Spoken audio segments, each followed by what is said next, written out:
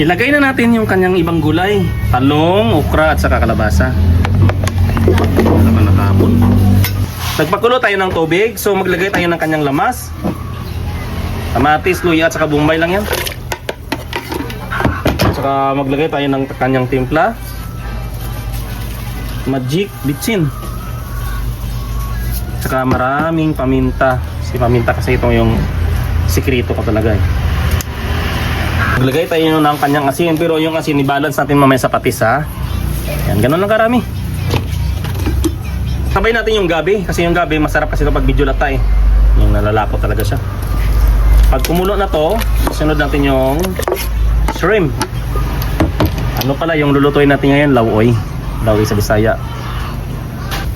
Kumulo na yung ating pinakulo ang tubig, sabaw. Unahin natin lagay yung saluyot kasi mas masarap yung saluyot na durog talaga siya. Yan, yung dumudulas. Tapos pakuluan ng konti. Isunod natin yung sitaw. Sunod na natin yung batong ha o sitaw, latoy. Yan. Tapos isabay na natin yung kanyang pinaka min sangkap. Lalaki ng hipon nila oh. 1 kilo yung binili ko. Yan. Pag kumulo to, ilagay na natin yung yung okra, kalabasa at saka talong. Kasi kailangan kasi sa gulay, may code yan eh na hindi mo yan dapat isabay kasi pag isabay mo malata yun. May ibang gulay na mabilis malata. Kaya wag mo isabay sa mabilis malata. Pag kumulo lang siya ng 1 seconds, ilagay na natin yung ibang gulay. Tapos luto na.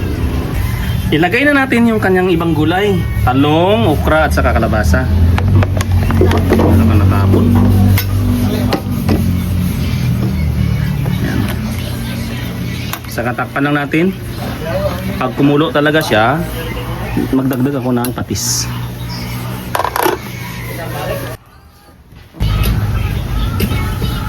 Yan, medyo kumulo ng konti. Wow. Kailangan yung dahon ng ating yung gulay natin green. Pero luto siya. Ganun po yung mga teknik. Saka wag yung masyadong takpan na kulog talaga yung takip. Kailangan yung magtakip ka na kasi ngaw siya.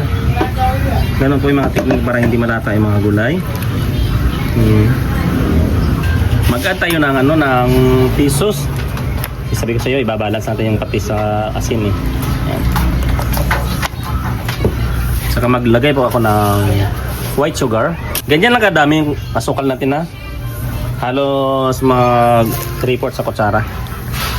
Yan. Pag kumulo na to, asin luto na siya. Tingnan yung gulay natin, napaka-green, di ba?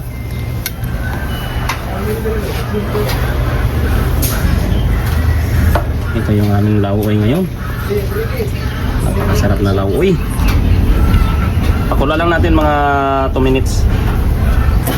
Tingnan natin na kung luto na yung ating gulay, ito ating lauoy sa ngayon. So ito ganitong kulo niya. Luto na to, as in luto na. Nakita ko lang sa inyo yung laman loob. Ang laman niya sa ilalim ha. Ng loob daw. So, yan, may kalabasa, may saluyo, talong. Yan. Ito na yung aming menu ngayon. Napakasarap na lauoy. Diba nakita nyo hilaw po yung gulay natin. Yan, tayo siya na tuyo. Naglilihi kasi si Mrs. eh. Okay na to.